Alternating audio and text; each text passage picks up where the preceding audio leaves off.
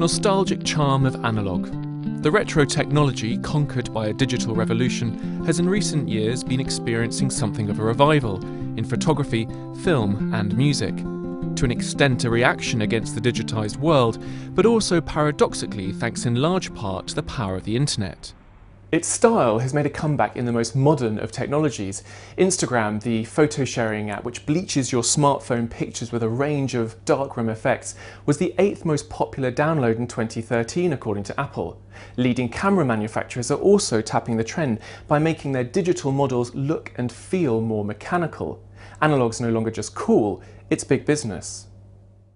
But perhaps the best place to understand the phenomenon is the music industry, where in the UK sales of vinyl have seen an increase of over 270% in the past 5 years, according to data from the BPI.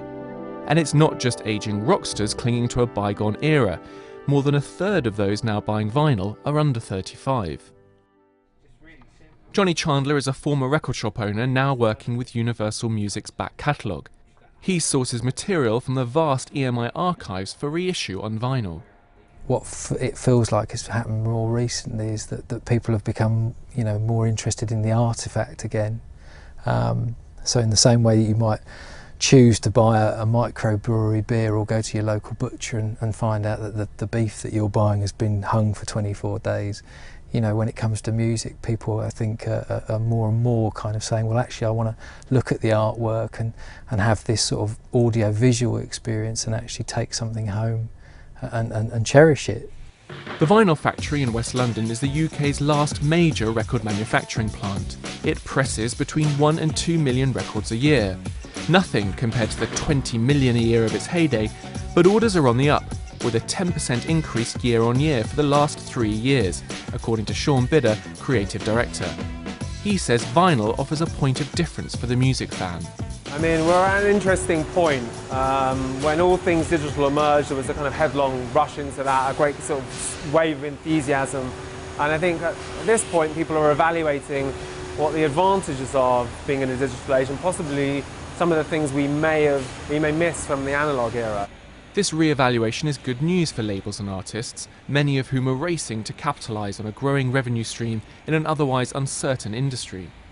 The price of vinyl now, in terms of the limited editions and what's then sold, can offer different kind of revenue streams to the artist. You can produce 1,000 copies of a record, but that record might be £50. That's not an unsubstantial amount of revenue for a young band or an established band to work through a campaign. Whereas digital formats have little to no intrinsic value, the physical tangibility of analogue, its realness, feeds directly into the collector's market.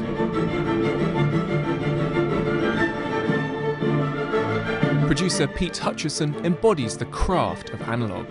Replica, not representation, is the ethos at his London studio, where he reproduces rare mid-20th century classical albums. His 1960s all-valve cutting system means his production company is able to cut vinyl albums with the same pre-transistor technology with which they would have originally been made. I think it's the truth. It comes back to analogue is better than digital, and that's the truth, and now the truth doesn't hide itself. The industry's motives for peddling digital was profitability and convenience. It wasn't anything to do with the sound. Sure, it's more convenient for the consumer to have 1,000, 2,000 songs on an iPod than it is to have the space to have 2,000 records. But music is an art form, so I don't think art should be around convenience. Indeed, the albums that Hutchison issues even use the original letterpressing machines to help recreate the record sleeves. Another analogue technology that printer Phil Abel says is also increasing in popularity.